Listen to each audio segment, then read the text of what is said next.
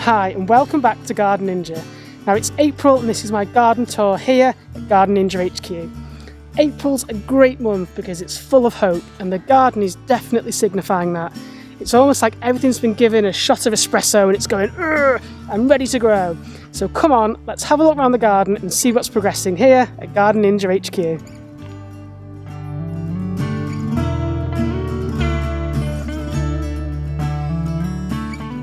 Now trees are a vital part of structure in any garden design, but I always hear from people online saying, oh, Garden Ninja, my garden's too small for a tree, it'll cast loads of shade, there's not enough space. But have a look behind me. Now this beauty here is a dwarf cherry tree on a dwarf rootstock. Now it was given to me by a good friend, a scientist called Bennett Young. I don't know what cultivar this is other than a cherry, but if you look, I mean I'm only 5'5", it's an absolute beauty of a specimen that could go into any size garden, be it as a small shrub or a tree, and it will add this most amazing blossom in the springtime, followed by leaf and then followed by fruit in mid to late summer. So there really is no excuse. If you do your research, there's a tree for every garden.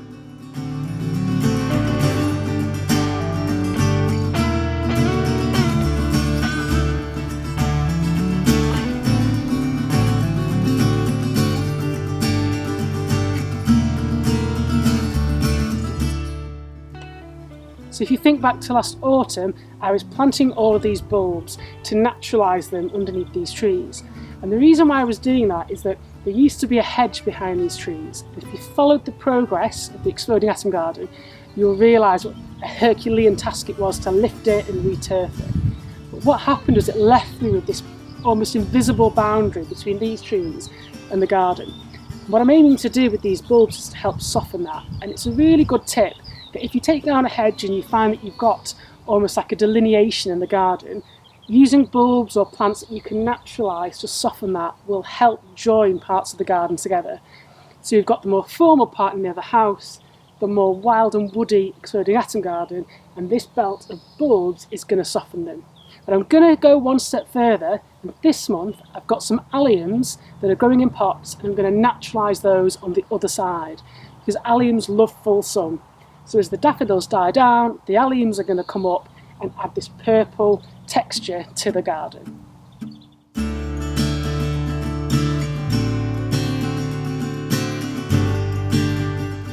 If you've planted berry trees in the winter, now is the time to make sure that you're giving them a good drink.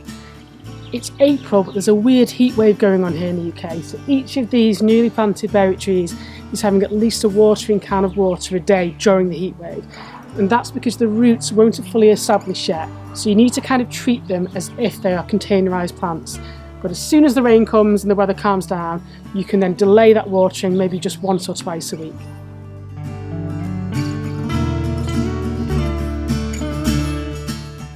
Now I've also spent an awful lot of time during lockdown weeding. It's not the most favourite garden task for most gardeners. I do enjoy probably the first hour of weeding, and then after that it does become a bit of a bind. However, I left these borders over winter last year and I really should have maintained them more. But after a busy year, and in my defence, I was just a little bit knackered. But I won't be doing that again because it's taken an awful lot of effort to get rid of some of the perennial weeds. And the only way to do that is to dig them out. I use a mix of a hori-hori and also a Japanese weeder, which looks a little bit like an angry, sharp spatula that you can pull through the soil to whip out underneath the root structures of the weeds. There's no quick way of doing it, I'm afraid, but I've learnt my lesson and I think things are starting to look really beautiful. And now that we're in year 2 of the Exploding Atom Garden, we should start to see those herbaceous perennials get to the full size, which means that we're going to have some really beefy borders, and I'll be able to walk you through the plants that I grew from seed last year and show you how they will look when they're at maturity.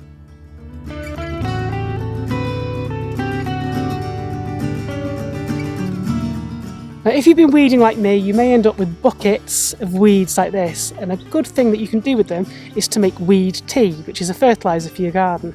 So you're basically going to rob back all the nutrients that the weeds have taken out of your soil. The way to do that is to take your bucket of weeds, Pour in some water so that it just and so covers them, and then leave them for maybe 3 to 4 weeks as they start to rot down.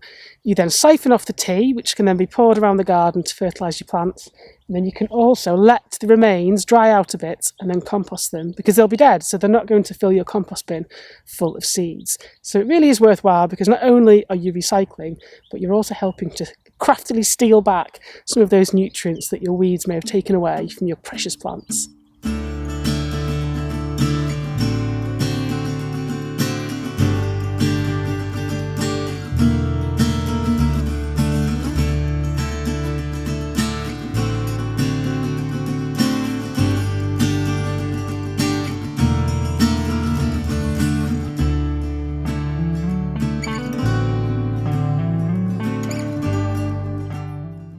It really does feel like it's the middle of summer, even though it's the beginning of April. I'm just walking over to the greenhouse now. In we go.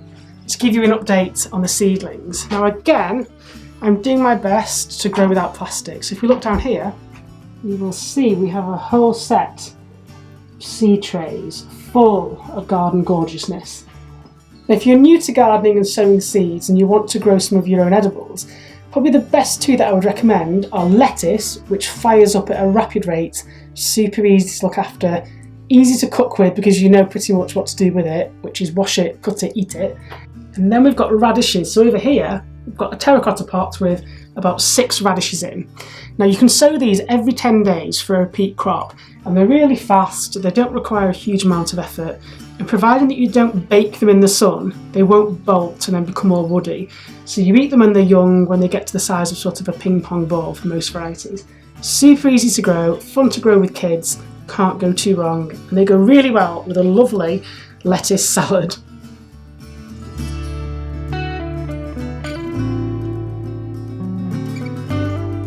If you are sowing seeds, make sure you label them, because there's nothing worse than having 6 different trays and not having a clue what you've put in any one of them. And a top tip, rather than going online to buy seed labels, is to make your own. Now I tend to use yoghurt pots. I think this is a pot noodle pot from when I had a bit of a moment of madness.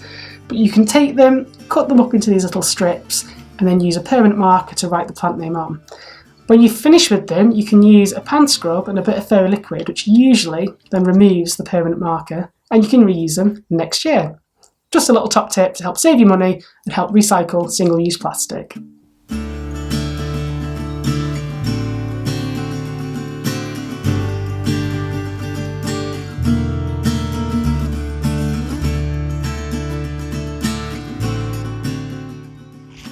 I'm just walking up to the top area of the garden. It's kind of the bit that I ignore and forget about because it's not the prettiest, but what I want to show you down here, if I go into a bit of a squat, is this. Now this behind me is a yew, and it's self-seeded from goodness knows where, but it's actually a really nice specimen. It's probably about 2 foot high. If I leave it there, it's going to grow up against this fence, get all mushed in. I'm never going to see it. So what I'm going to do is lift it and pop it in another part of the garden. So it's basically a free plant, which leads me on to a good point in that no matter what size garden you have, you may find yourself with little saplings, seedlings of mystery plants that birds have dropped in their waste or that have self-seeded. A lot of the time, we're quite quick just to whip them up, throw them in a green bin because they're not what we want. But during these difficult times with COVID-19 and self-isolation, what I would ask you to do is to dig up any saplings, pop them in a small container that fits the root ball, a bit of compost, and get online and start telling people, I've got this. It doesn't even matter if you don't know what it is, but offer them up. You know, if you've got neighbours, you could drop them round, leave them on your front door. You don't have to actually physically touch or get involved with people. But wouldn't it be nice if we could take all these plants that Mother Nature's given us and start to distribute them? So it's just an idea, but if you can, then why not? Free plants for everyone.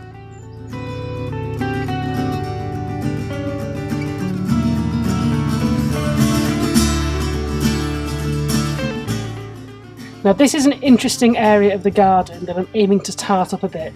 Now you may have similar areas to this at home. This is a really awkward corner of the garden.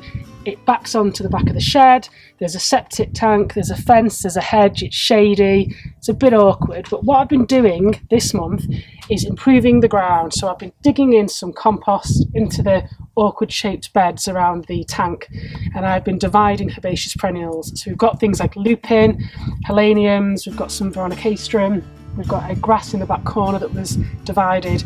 I'm just aiming to plant this up to disguise the septic tank and just to make it a bit nicer on the eye. Because every time I walk to the greenhouse, which is on my left, I just look at this big green lid, a load of bare earth, and it looks a bit naff. So I suppose this is a good example of how you can turn a really ugly corner into something a little bit more aesthetically pleasing, using plants that you can divide from around the garden at pretty much no cost. So I will be giving you updates in the months to come on how these plants establish around the septic tank and hopefully make it look a little bit more appealing. So that brings us neatly to the end of the April garden tour here at Garden Ninja HQ. Now, April has been an incredibly turbulent month to say the least, with COVID-19, self-isolation, health issues, business issues, restrictions. It's just been awful. But one thing that we have learnt as gardeners is that gardening will continue. And whether you're gardening on a window ledge somewhere or you've got a few acres, the principle is still the same. Gardening is an incredible act of nurture, both for you, for your plants and for community. So where possible, make sure that you spend a few moments every day doing something that's going to help you and bring a bit of calm. Whether you're sowing seeds in a yoghurt tub, or whether you're out there propagating plants, mowing a lawn, or dropping off seedlings at the end of your drive for some lucky visitor to pick up, let's make sure that we keep the community going and we help each other. So whether you're a seasoned pro or a complete beginner, make sure you add some comments, ask questions, and let's share that knowledge, because it's only going to help us all in the long run. So I've been Garden Ninja. Make sure you subscribe to my YouTube channel for more guides like this. Hit the notification bell to get notifications. And if you've got any questions about garden design, please let me know in the comments below and I will do my best to point you in the right direction. I've been Garden Ninja. Stay safe and happy gardening.